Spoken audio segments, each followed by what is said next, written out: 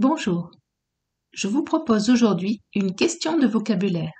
Que signifie l'expression « à la droite de Dieu » ? Ce partage, composé de 2 parties, se déroulera en 2 vidéos. À plusieurs reprises dans les Écritures, on trouve la précision « à droite »,« ta droite »,« la droite de l'Éternel »,« main droite » ou « à la droite de Dieu »,« debout » ou « assis à la droite de Dieu ».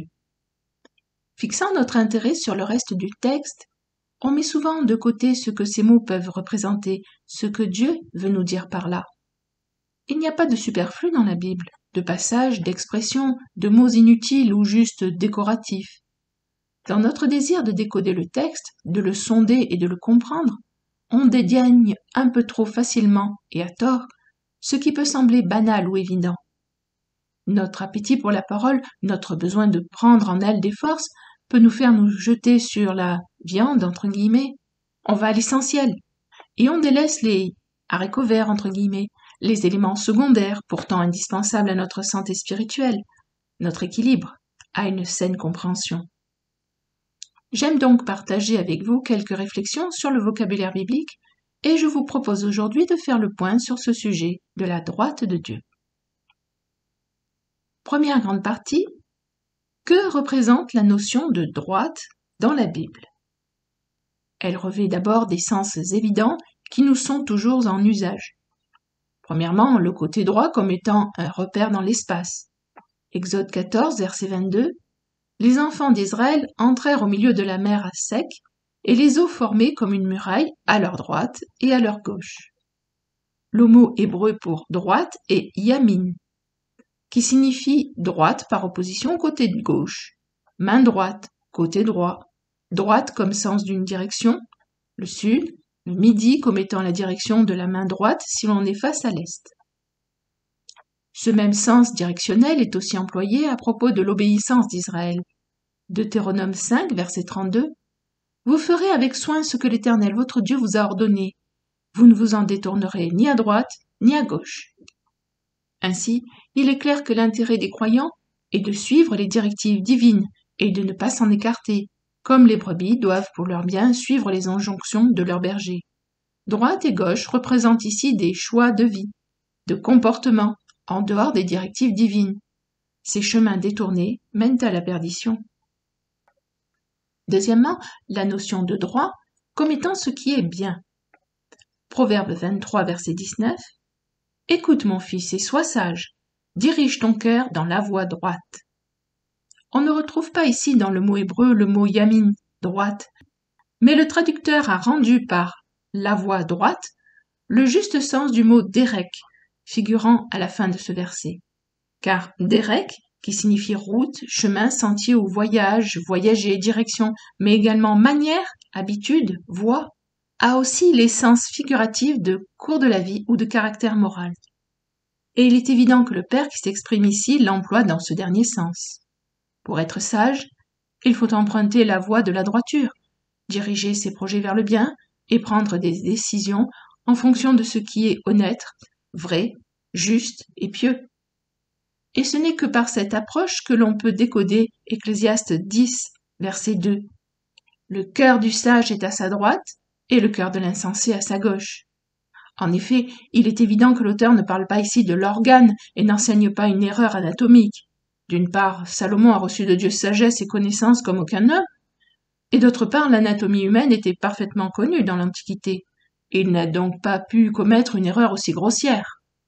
L'Ecclésiaste rappelle juste à chacun que l'homme intérieur, le moi, qui pense, désire ou repousse, réfléchit et décide, contient en lui-même la personnalité bonne ou mauvaise se manifestant par un comportement qui lui correspond moralement. Les notions de droite et de gauche représentent ici ce qui est bien et ce qui est mal. Et nous avons toujours ce sens lorsqu'il est dit de quelqu'un qu'il est gauche, puisqu'on le taxe de maladroit. D'ailleurs, les Romains attribuaient à ce côté un sens sombre, néfaste.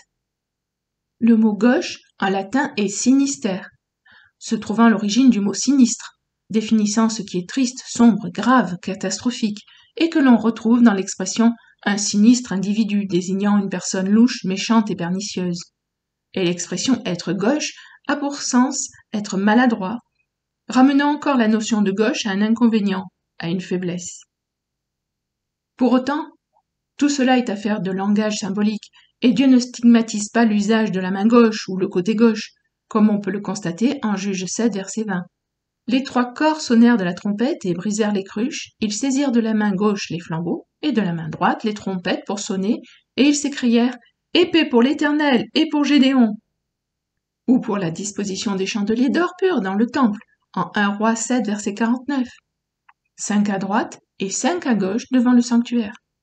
De même, Dieu ne stigmatise pas non plus les gauchers, mentionnant des hommes d'élite parmi eux. Juge 3, verset 15. Les enfants d'Israël crièrent à l'Éternel, et l'Éternel leur suscita un libérateur, Ehud, fils de Guéra, benjamite, qui ne se servait pas de la main droite. On voit aussi en Juge 20, verset 16.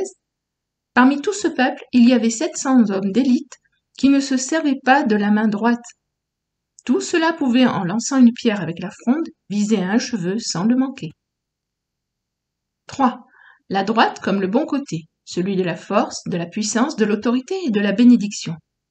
Nous avons toujours la notion de bras droit, comme une personne de confiance qui exécute les décisions prises par celui qui commande, avec son autorité et ses moyens mis à sa disposition pour accomplir son travail. Mais le bras droit n'est pas seulement un exécutant de confiance, il est l'homme de confiance sur lequel on s'appuie et qui exerce sa gouvernance au nom du chef, juste après qui il est le premier en position d'autorité. Voyons quelques notions de base pour comprendre ce que représente l'emplacement à la droite de celui qui détient toute autorité. Petit a, la main droite confère la bénédiction patriarcale. Genèse 48, versets 14 à 20. Israël étendit sa main droite, Yamim, au sens de la main droite, et la posa sur la tête d'Éphraïm qui était le plus jeune, et il posa sa main gauche sur la tête de Manassé. Ce fut avec intention qu'il posa ses mains ainsi, car Manassé était le premier-né. Il bénit Joseph et dit « Que le Dieu en présence duquel ont marché mes pères, Abraham et Isaac, que le Dieu qui m'a conduit depuis que j'existe jusqu'à ce jour, que l'ange qui m'a délivré de tout mal bénisse ses enfants, qu'ils soient appelés de mon nom et du nom de mes pères Abraham et Isaac, et qu'ils multiplient en abondance au milieu du pays. » Joseph vit avec déplaisir que son père posait sa main droite sur la tête d'Éphraïm. Il saisit la main de son père pour la détourner de dessus la tête d'Éphraïm et la diriger sur celle de Manassé. Et Joseph a dit à son père, « Pas ainsi, mon père, car celui-ci est le premier-né, pose ta main droite sur sa tête. » Son père refusa et dit, « Je le sais, mon fils, je le sais. Lui aussi deviendra un peuple, lui aussi sera grand. Mais son frère cadet sera plus grand que lui, et sa postérité deviendra une multitude de nations. » Il les bénit ce jour-là et dit, « C'est par toi qu'Israël bénira en disant que Dieu te traite comme Éphraïm et comme Manassé. » Et il mit Éphraïm avant Manassé. On voit clairement ici que la main droite est celle qui confère la bénédiction patriarcale, puisque par elle, Jacob bénit Éphraïm en conférant à ce fils de Joseph la supériorité sur son frère aîné Manassé. La main gauche posée sur ce dernier lui ouvre aussi des bénédictions, mais moindres que celles de son frère. Petit b, la place à droite est une place d'honneur, une place réservée. Pour la mère du roi, en 1 Roi 2,19, Bathsheba se rendit auprès du roi Salomon pour lui parler en faveur d'Adonija. Le roi se leva pour aller à sa rencontre, et il se prosterna devant elle et il s'assit sur son trône. On plaça un siège pour la mère du roi, et elle s'assit à sa droite. Pour l'épouse légitime du roi, au psaume 49, verset 9, « Des filles de roi sont parmi tes bien-aimées, la reine est à ta droite parée d'or d'Ophir. » Cette place, à droite de la personne d'autorité, est encore aujourd'hui une place d'honneur réservée à l'invité de marque, à celui que l'hôte veut honorer. La suite sur ce sujet dans la prochaine vidéo. À bientôt. Merci de votre écoute fidèle. Au revoir.